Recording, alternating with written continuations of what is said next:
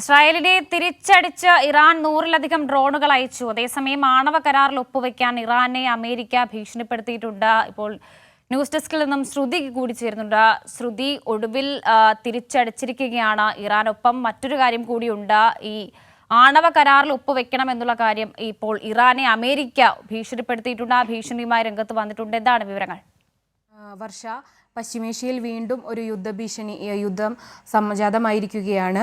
ഈ ഇസ്രായേൽ യാതൊരു പ്രകോപനവുമില്ലാതെയാണ് ഇറാന്റെ ആണവ പരീക്ഷണ കേന്ദ്രങ്ങൾ തകർത്തത്. സൈനിക ഉദ്യോഗസ്ഥനടക്കം 6 പേരെയാണ് ഇറാന് നഷ്ടമായിരിക്കുന്നത്. ഇറാന്റെ പുതിയ സൈനിക മേധാവിയായിട്ട് അഹമ്മദ് വഹീദിയെ ചുമതലപ്പെടുത്തിയിട്ടുണ്ട്. ഈ ആക്രമണങ്ങൾക്ക് ഇറാൻ മറുപടി നൽകിയിരിക്കുന്നു. 100-ലധികം ഡ്രോണുകളാണ് ഇറാൻ ഇസ്രായേലിലേക്ക് അയച്ചിരിക്കുന്നത്.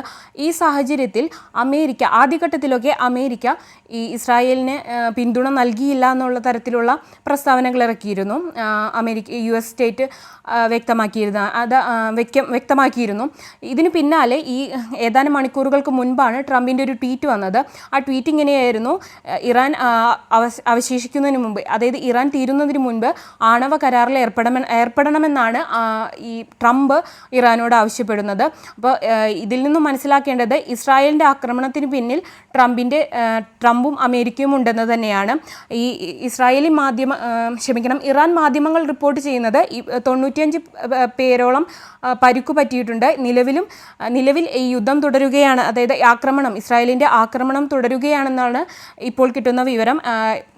മാത്രമല്ല, ഈ ഇറാനും അമേരിക്കയും ആണവ ചർച്ച നടത്തുന്നതിനിടയിലാണ് ഈ ഒരു ആക്രമണം. പശ്ചിമേഷ്യയിലെ ആണവശേഖരത്തിൻ്റെ ഒരു മേധാവിത്വം ഇസ്രായേലിന് കൈയടക്കണമെന്നുള്ളതും അവരുടെ പ്രധാന ഒരു ആവശ്യം തന്നെയാണ്. ഇപ്പോൾ ഇറാൻ ഒരു ആണവ ശക്തിയായി മാറുകയോ അല്ലെങ്കിൽ ഇറാൻ്റെ ആണവ സൈനിക ശേഷി കുറയ്ക്കുകയാണ് ഈ ആക്രമണത്തിന് പിന്നിലെ പ്രധാന ലക്ഷ്യം. മാത്രമല്ല, ഇതിനോടകം തന്നെ അറബ് രാജ്യങ്ങൾ ഇതിൽ ആശങ്ക രേഖപ്പെടുത്തിയിട്ടുണ്ട്. ഈ യുദ്ധ സാഹചര്യം ഏറ്റവും കൂടുതൽ ബാധിച്ചിരിക്കുന്നത് ക്രൂഡ് ഓയിലിനെയും മറ്റുമാണ്.